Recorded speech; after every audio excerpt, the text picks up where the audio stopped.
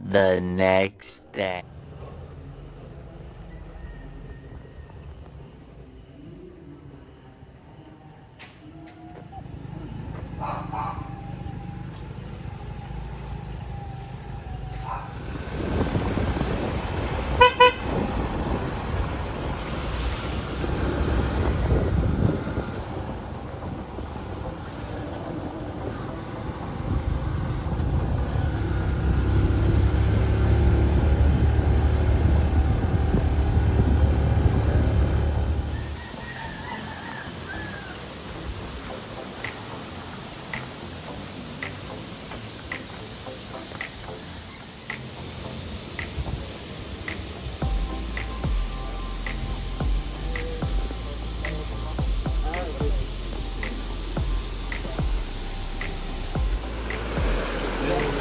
Sige lang, wala.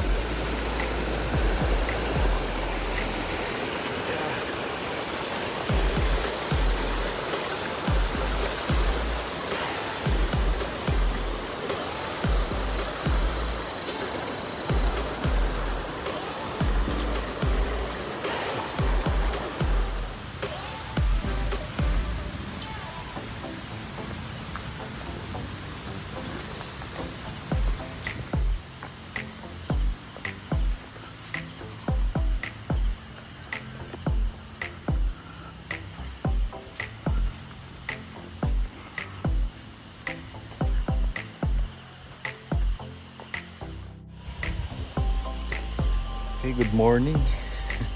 So, my first time dito sa Antique. And sinundo lang kami ng guide namin from our stay sa Valderrama Co-op. And 5 minutes lang away from the town yung jump off point. So, parang may river crossing pala. So, dapat pala naka-hiking sandals tayo.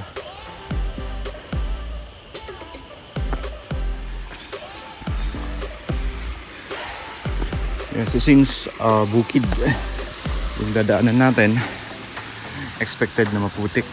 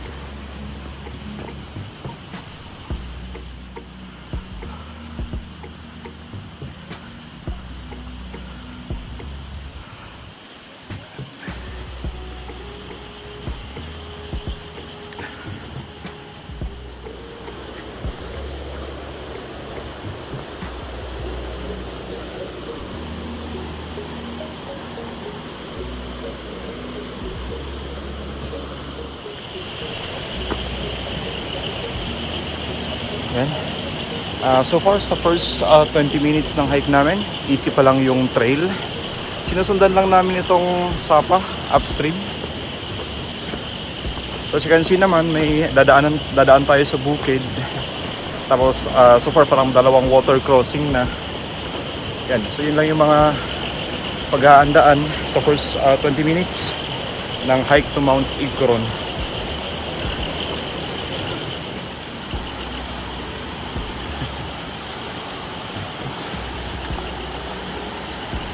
Oh, mukhang another water crossing tayo.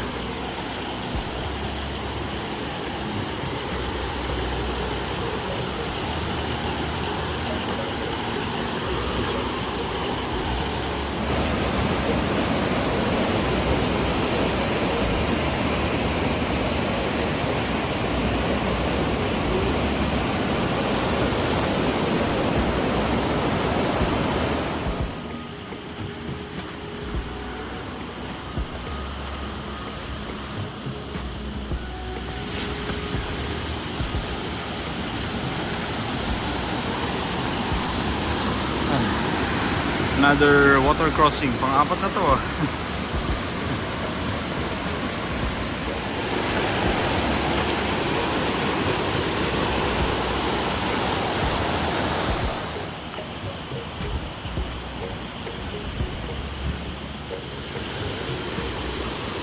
Oh, you know, waterfall.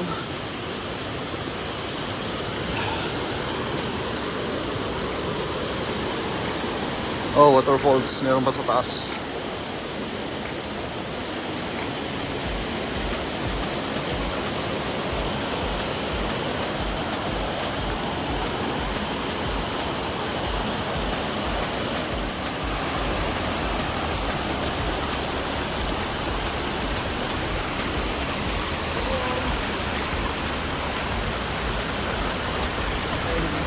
And sa 30 minutes ng hike namin.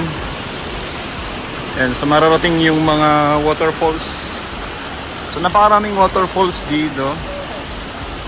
Merong dalawa dito, tsaka yung two-tiered waterfalls sa kabila. Sabi ni Ben, walang pangalan yung mga waterfalls dito dahil hindi pa ito considered na waterfall dahil mababa. So dapat mas mataas.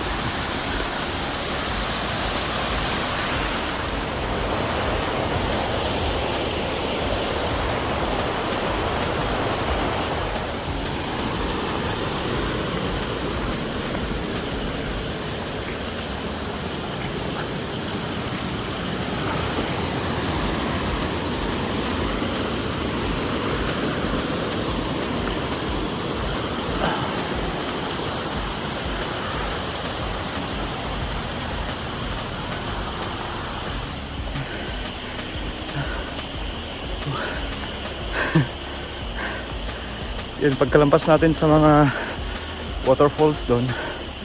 So far yun yung pinaka unang assault ng hike namin. Talagang paakyat. It's around 60 degrees.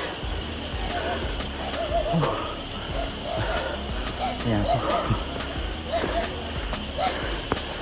may kubo.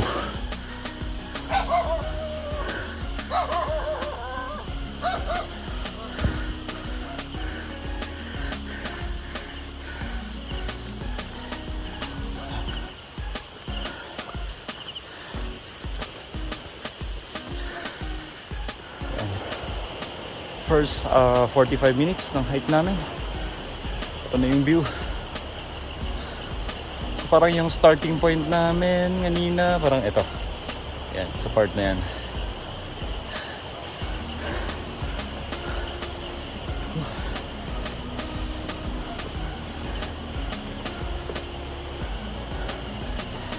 So yung panglimang water crossing is yung sa may mga waterfalls daw, sabi ni Ben. So pag mag-hike kayo dito sa Mount Igcoron, expect at least 5 water crossing. Then after nung panglimang water crossing, eto, puro akyat na tayo.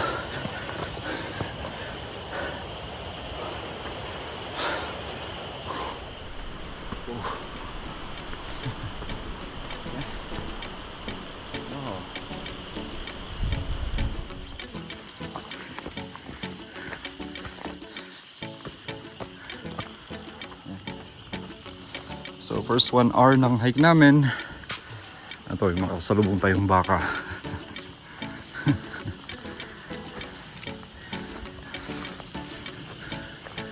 And yun, doon tayo pupunta.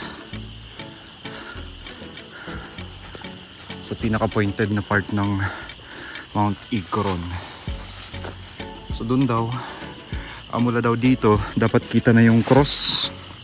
Pero posible yung cross na tumba dahil kay Typhoon Christine.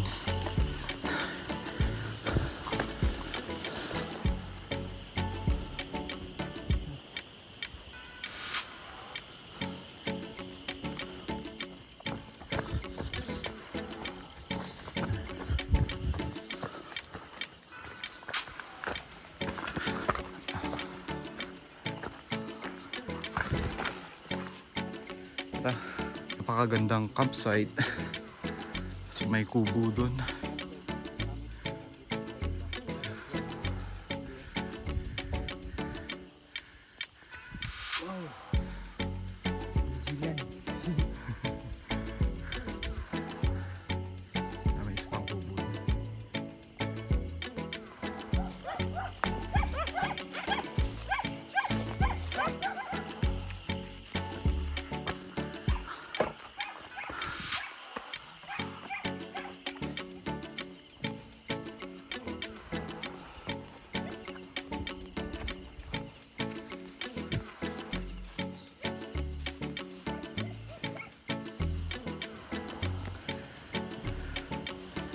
Yan, habang papalapit tayo sa summit ng mga Idcoron, yan, makikita natin yung mga rice terraces dito sa kaliwa. Yan, so parang sa unang tingin para kang nasa Ifugao or sa Mountain Province.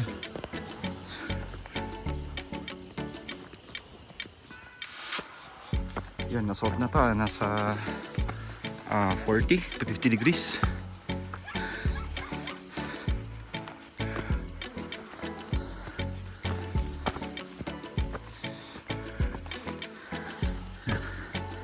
So sa start ng assault, paakyat. Yun. Rocky na yung trail. Tapos zigzag. Yun, nasa 80 siguro to. 80 or 70 to 80 degrees yung slope.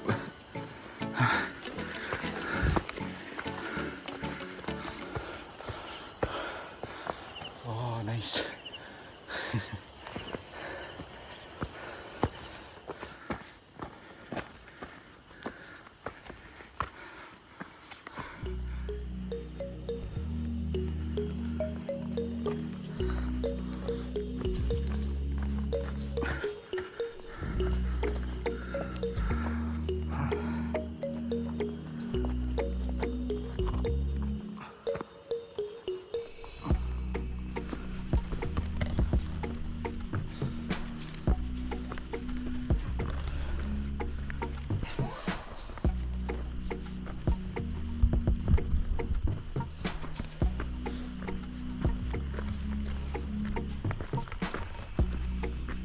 Yan, pagtungtong dito sa may hilera ng knife edge, tanaw na natin ang ano ulit na ilog. Kangaranan River.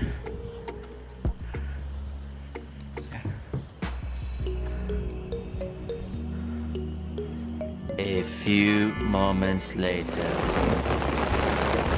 So, a few moments later, ito na yung view. Lakas na ng ulan. And so hopefully makapag-summit pa kami mamaya pag tumigil ito o pagdaan ng ulan. So unfortunately, abot pa rin tayo ni Typhoon Christine. And hopefully hindi masyadong lumaki yung mga tinawid namin kanina na sapa para hindi delikadong mag-water crossing.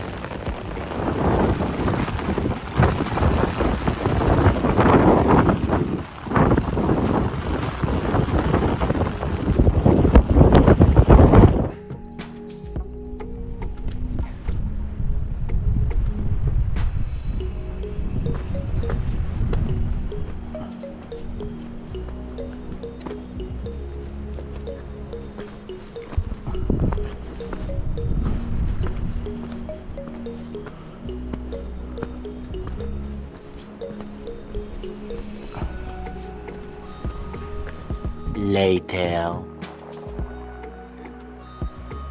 Ayun, nagpakita na ulit si Kangaranan River katapos ng konting bagyo.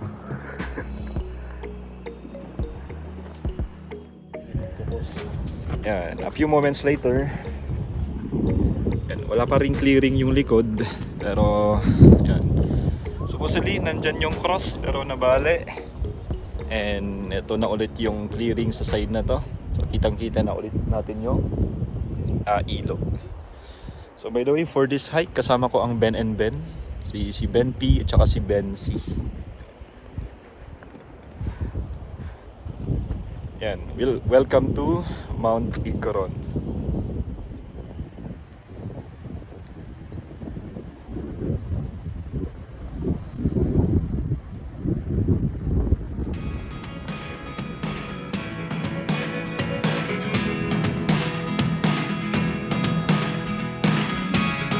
Never really know what's going on. Look at me sometimes like all you want to do is run. Hear me out, hear me out. It's all the things you never show.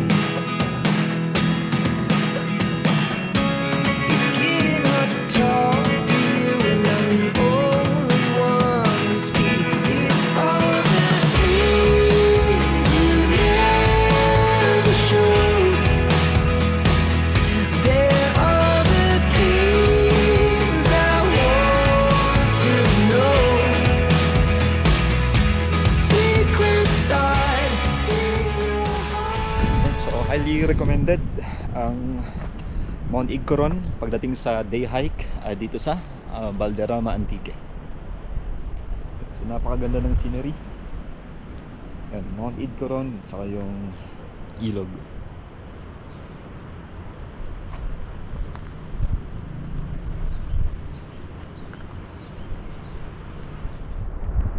Yan, buti na lang hindi kami nag-surrender o umalis agad nung malakas yung ulan kanina. Hindi, na-miss namin yung napakagandang view dito sa Mount Igcoron. So it's time to go down.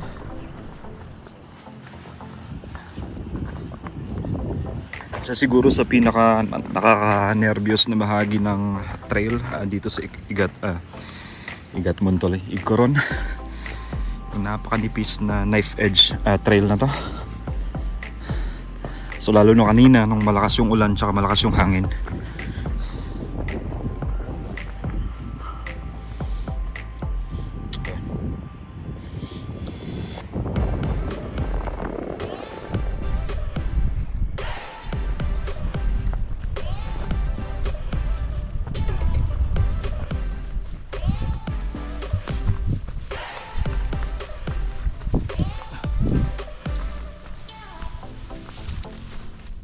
Yan, around 15 minutes lang galing dun sa starting point ng knife edge. Nakababa na kami dito sa may camping area.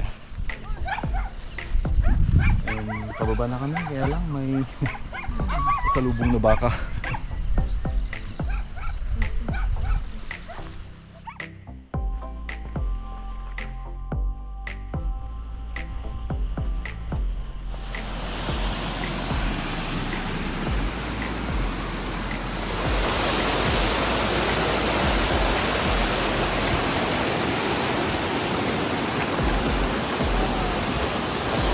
Almost 1 hour galing dun sa summit ng Mount Igcoron.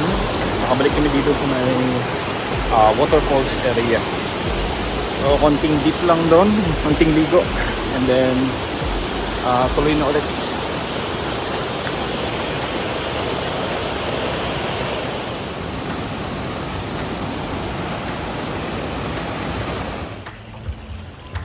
Ayan, inabot kami ng 1 hour and 20 minutes bago makababa from the summit of Mount Igcoron.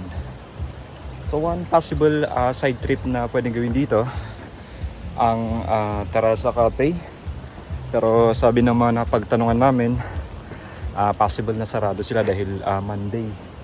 So usually daw nagsuserve sila kapag weekends, so Saturday, Sunday, pero try na rin natin since nandito lang din naman kami.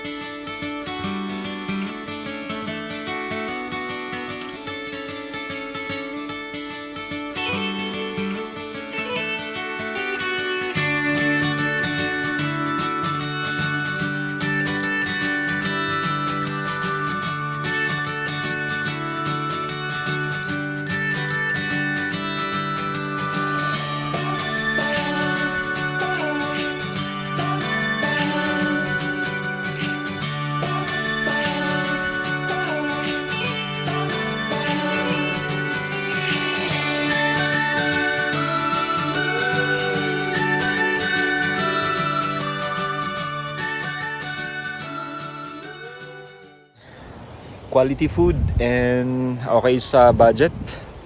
Yan, Terraza Cafe. So sobrang sarap ng pagkain nila dito. At the same time, kitang-kita mo yung napakagandang view ng mountain range ng Igcoron. So pag napasyal kayo dito, so try nyong dumaan and hopefully bukas sila. Kasi sobrang isolated lang nung lugar o nung Terraza Cafe. Pero sulit na sulit yung pag-akyat dito.